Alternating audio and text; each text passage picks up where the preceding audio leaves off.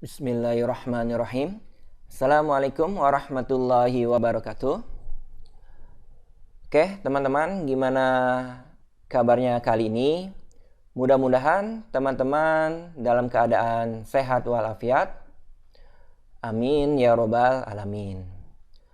Kali ini kita akan membahas mengenai kontrak kuliah untuk mata kuliah matematika diskrit. Kita langsung saja ke pembahasan yang pertama berkaitan dengan informasi pengajar. Oke, nama saya Ahmad Fakih MSc selaku dosen pengampu mata kuliah matematika diskrit. Kemudian berikutnya ini adalah nomor handphone yang teman-teman dapat hubungi. Berikutnya email dan yang terakhir adalah YouTube channel. Silakan bagi teman-teman yang belum mensubscribe channel ini segera dan bergegas. Oke, kita lanjutkan ke pembahasan yang berikutnya. Kita akan bahas sistem penilaian. Teman-teman ketahui total bobotnya itu adalah 100%. 100% ini dibagi 4 indikator. Yang pertama, indikator kehadiran itu bobotnya 10%. Kemudian indikator yang kedua, tugas bobotnya 20%. Kemudian yang ketiga, UTS bobotnya 30%. Dan yang terakhir, indikatornya adalah UAS dengan bobot 40%. Saya harap teman-teman dapat memaksimalkan setiap indikator ini. Meskipun kehadiran ini bobotnya kecil, tapi teman-teman jangan mengabaikan. Karena lumayan 10% itu akan mempengaruhi nilai akhir. Begitu juga dengan tugas 20%. Oke. Kemudian teman-teman harus perhatikan dan ingat-ingat, kalau teman-teman menginginkan nilai A atau B, itu ada syarat awalnya. Syarat awalnya adalah kehadiran harus mencapai minimal 70%. Syarat awal minimal 70% kehadiran jikalau teman-teman menginginkan nilai A atau B. Oke, berikutnya ketentuan tugas. Yang pertama, tugas harus dikerjakan sesuai dengan ketentuan, sesuai dengan perintah.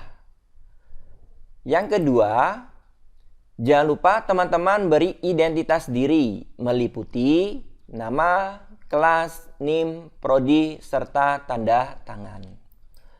Berikutnya, jangan lupa juga beri nomor absensi pada tugas tersebut.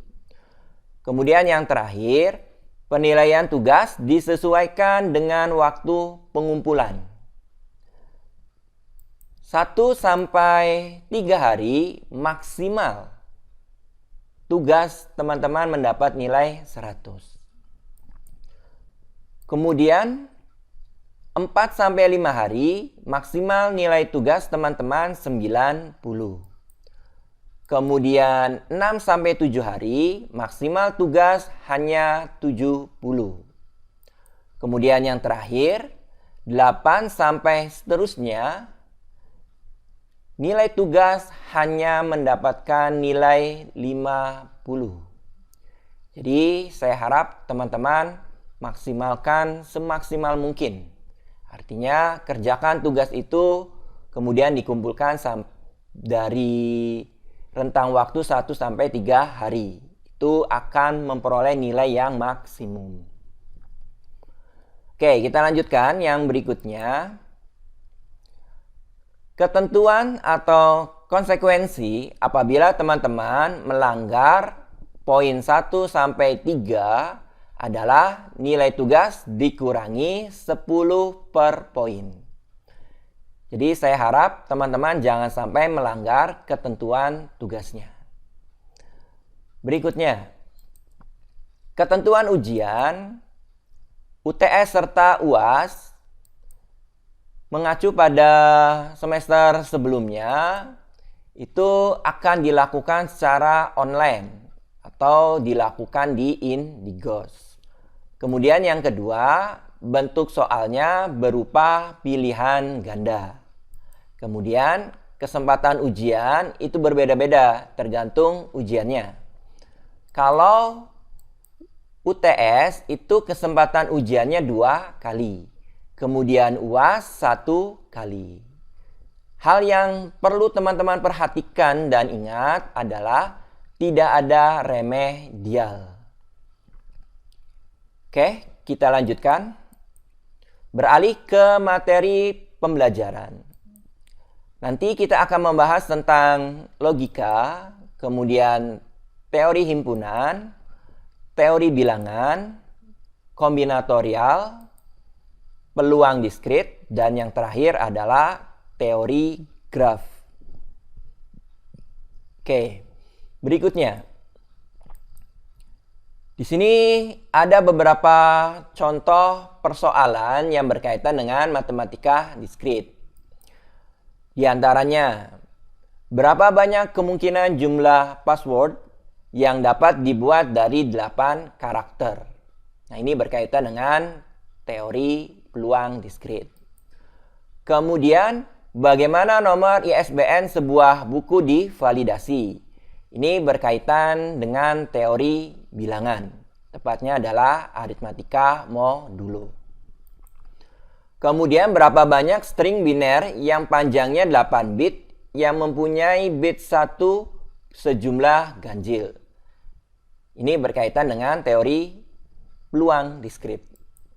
Berikutnya, bagaimana menentukan lintasan terpendek dari satu kota A ke kota B? Ini berkaitan dengan teori graf. Kemudian, dapatkah kita melalui semua jalan di sebuah kompleks perumahan tepat hanya sekali dan kembali lagi ke tempat semula? Ini berkaitan dengan teori graf.